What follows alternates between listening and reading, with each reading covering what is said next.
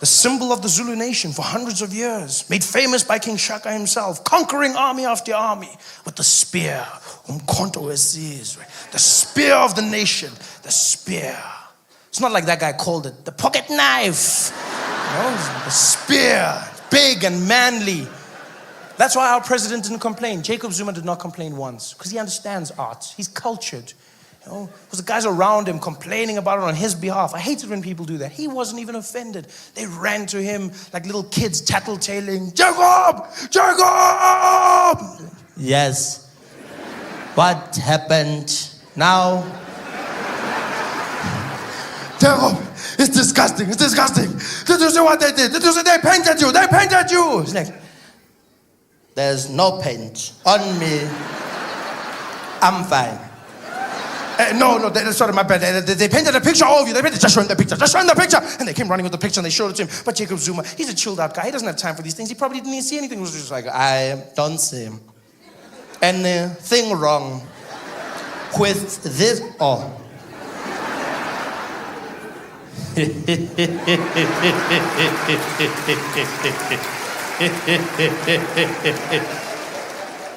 The giggling Casanova has no time for these trivial pursuits. I wouldn't be shocked if Jacob's having the time of his life right now in the presidential bedroom.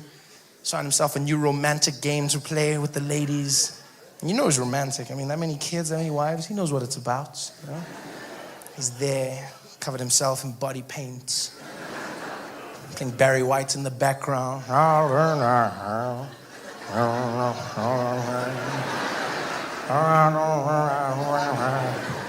Gets to the bedroom door looking all sexy.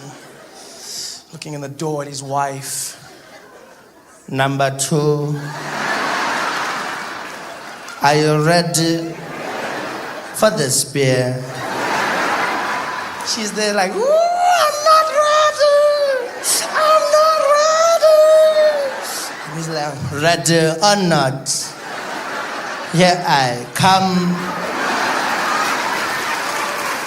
Jacob Zuma was in the balcony waving at everybody, because elections are coming up, so you're going to see him everywhere now. Just there waving. Yeah, you're going to see him in the streets waving. You're going to see him at the rallies dancing. Yeah, he's going to be out shaking hands, kissing babies, mostly his babies, but still, vote for me.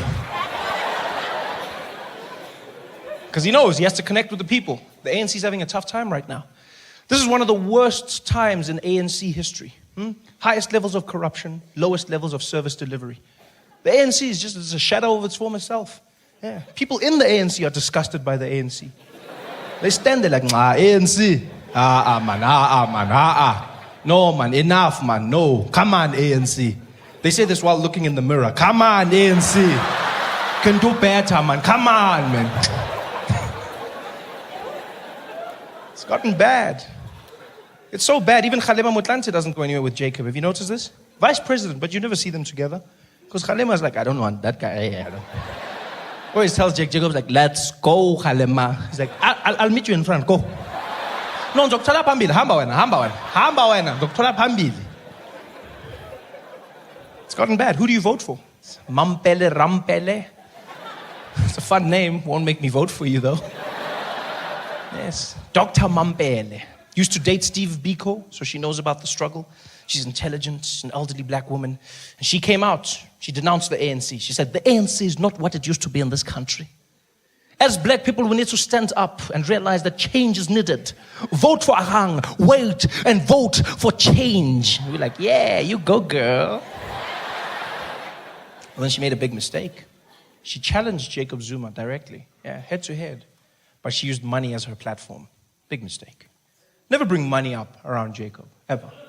No, because I don't know if you've noticed, our president never admits to money. There's always money around him, but it's never his. Always. Oh, it's the Sheikh's money, it's the Gupta's money. It's never his money. He's always there like, no, it's not mine, it's not mine. It's not mine, it's not mine. I don't know, it's not mine, it's not mine. Yeah. Building a house for 250 million rand. Jacob, where the hell is that money coming from? I have a bond for 800,000 with FNB. I got 800,000, 250 million. That's not my problem. My calculator said it's fine. Mampele tried to challenge him. She came out one day. She said, Jacob Zuma has not declared his income as our president. He does not tell Parliament how much money he has. We want to know how much he has and how much he gets from other people. I will lead by example. I, as Mampela Rampela, have 55 million rand. Jacob, how much do you have? People were like, yeah. How much do you... Whoa. Come again?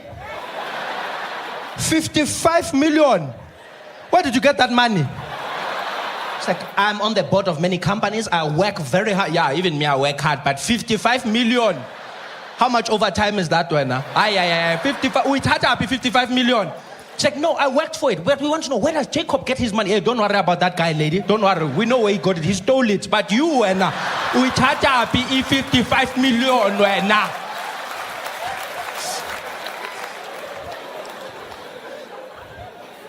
I don't know who to vote for anymore. Because you can't make jokes about Robert Mugabe in Zimbabwe. If you do this, then you get arrested and sent to prison for mocking the president, right?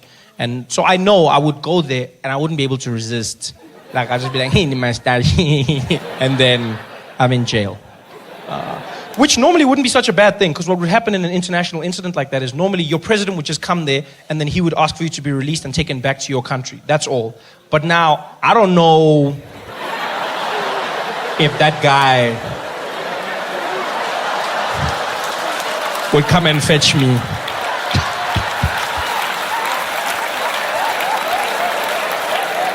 I can see him sending Mugabe the email now.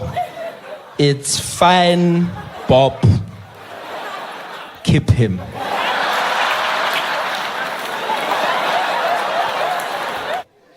Jacob Zuma hasn't smiled in months. He was our laughing president. You guys remember that? Huh? He was that guy.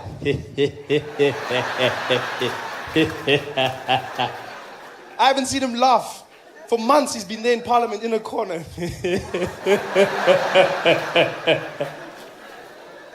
And the funniest thing is, he introduced us to Julius Malema. That's the craziest thing about this whole situation. It's a thin line between love and hate. He introduced us to Julius Malema. That was his guy. He came with him, and we were the ones asking questions. We saw Julius in the beginning. It was almost like Jacob Zuma brought us a little puppy, a little ANC puppy. And it was like, hey guys, this is my puppy Julius. And we were like, oh, this is interesting. Hey, Jacob, your puppy took a shit on the carpet. And he was like, oh, that's not my problem. Good dog. We're like, hey, Jacob, your puppy's chewing our shoes. Like, that's not my problem. Good dog. Now the puppy's grown up, biting the owner. Zuma's legs are there. He's like, hey, Futzak, pay back the money. Futzak, guys, help me. And we there like, that's not our problem. Good job. Have you guys seen our president? Huh? Have you seen him lately? Oh, man. He's back. He's back and better than ever before, you know? The last few months have been so taxing on him. People fighting with him in Parliament, shouting things at him. He's been stressed, sitting in a corner, quiet, all to himself. And then he found out that he would be paying nothing, absolutely nothing for the upgrades at Nkandla. And he walked into Parliament, a new man. Had a bounce in his step. Yeah, he swag back. Jacob 2.0. I mean, he's still doing the same things, making the same mistakes, but now he has a certain level of panache. I saw him mess up a speech the other day, stumbled on a word like he always does. This time, though, he didn't frown, he didn't get stressed. He just worked through it. And here we can clearly see there are red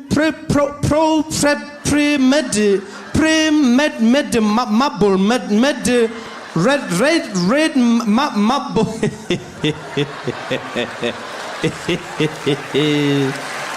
A marble red marble.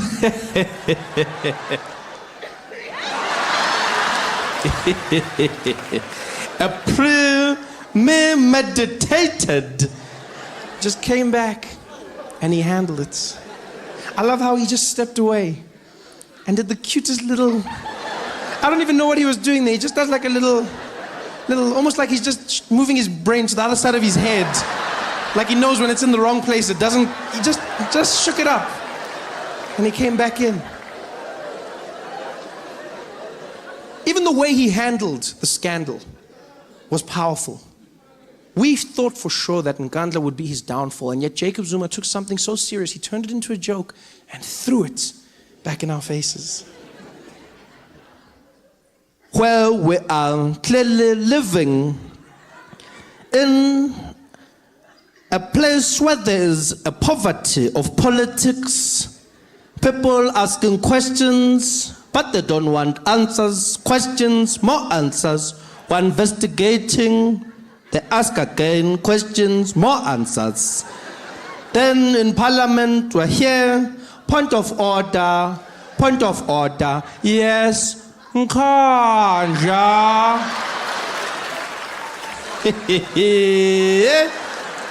Oh, I said George Koch.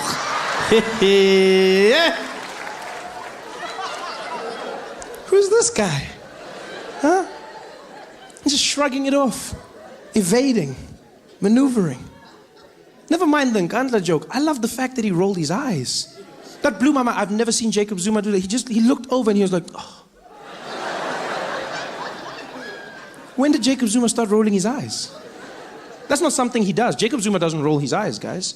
Yeah. In fact, presidents don't roll their eyes. It's not a very presidential thing to do in Parliament, to roll your eyes at the opposition. Even the most defiant rulers in the world don't roll their eyes. When the UN is telling the leader of North Korea to stop making nuclear weapons, you don't see Kim Jong-un going, oh, whatever. You don't roll your eyes. But Jacob Zuma did, and he did it in style. I want to know where he learned it, how he learned it. Has he been doing this for a while? Yeah, because rolling your eyes is part of an attitude. You don't just roll your eyes. If you roll your eyes, you got that sass, you bitchy, you know? Is he doing more than that? Now I see Jacob in a totally different light. Now I'm picturing him hanging out with the rest of the ANC comrades, chatting about these problems. President, they want to know where's the money, Mr. President. Where did the money go? And he's like, I'm in relic, guys. Over and over. They keep asking me. I mean, literally, I'm dying now. Like, can't they get over